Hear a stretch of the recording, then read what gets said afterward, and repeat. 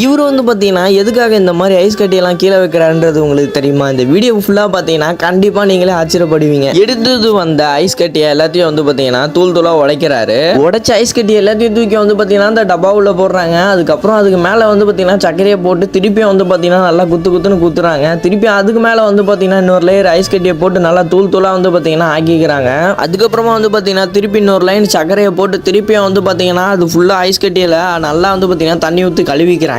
அதுக்கப்புறம் என்ன நடக்குதுன்றதை பார்க்கறதுக்கு முன்னாடி இந்த வீடியோக்கு ஒரே ஒரு லைக் போட்டுருங்க. நிறைய பேர் வந்து பார்த்தீங்கன்னா லைக்கே போடாமல் பார்க்குறீங்க. மறக்காம எல்லாருமே வந்து பார்த்தீங்கன்னா லைக்கை போட்டுருங்க. மாட்டு தோலை வச்சு அதை மூடி அதுக்கு மேலே ஒரு இரும்பை வச்சு நல்லா வந்து பார்த்தீங்கன்னா டைட் பண்ணிடுறாங்க. டைட் பண்ணிட்ட பிறகு அது மேலே வந்து பார்த்தீங்கன்னா எடுத்துன்னு வந்து அப்படியே செட் பண்ணிடுறாங்க. இப்போயே பாதி பேருக்கு தெரிஞ்சிருக்கும் இது என்னன்றது. அதுக்கப்புறமா வந்து பார்த்தீங்கன்னா ஒரு மஞ்சள் கலரில் இருக்கிற ஒரு ஃப்ளேவர் எடுத்துன்னு வந்து பார்த்தீங்கன்னா அது மேலே ஊற்றுறாங்க. அதுலேயும் வந்து பார்த்தீங்கன்னா அப்படியே நிற்குது. அதுக்கப்புறமா வந்து பார்த்தீங்கன்னா இந்த மாதிரி ஏகப்பட்ட ஃப்ளேவரை வந்து பார்த்தீங்கன்னா ஆட் பண்ணுறாங்க. அதுக்கு முன்னாடி நீங்களும் இந்த மாதிரி ஐஸ்கிரீமை சாப்பிட்ருக்கீங்களா? மறக்காம கமெண்ட் பாக்ஸில் கமெண்ட் பண்ணுங்க. எவ்வளோ பேர் சாப்பிட்ருக்கீங்கன்றத பார்க்கலாம். அவ்வளோதான் கைஸ், இந்த ஐஸ்கிரீம் வந்து பார்த்தீங்கன்னா தயாராகிடுச்சு. இந்த வீடியோ பிடிச்சிருந்துச்சுன்னா மறக்காம எல்லாருமே வந்து பார்த்தீங்கன்னா ஒரே ஒரு லைக்கை போட்டுருங்க.